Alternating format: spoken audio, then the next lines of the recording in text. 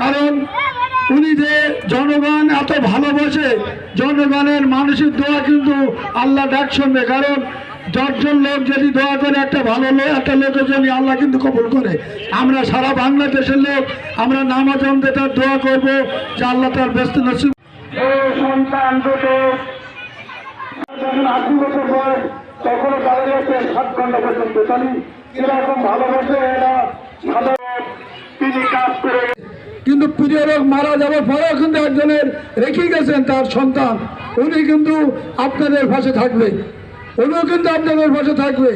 আপনাদের গরিব মানুষ একজন প্রতিনিধি বক্তব্য না দেয় আপনারা আবারও আপনাদের মা বোনদের কাছে আমার দাবি, আমাদের প্রিয় নেত্রী, আমাদের প্রিয় অভিভাবক দেশনেত্রী বেগম খালেদা জিয়ার জন্য মন ভরে দোয়া করবেন। আল্লাহ পাক যেন তাকে জান্নাতের উচ্চ মাকাম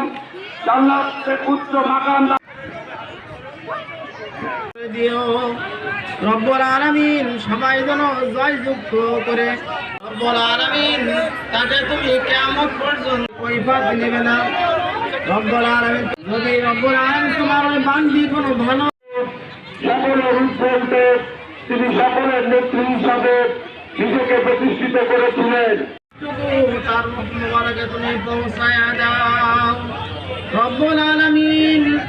দেশ চালাতে গিয়ে রব্বুল আলামিন যদি কোনো ভুল ত্রুটি হয়ে থাকে রব্বুল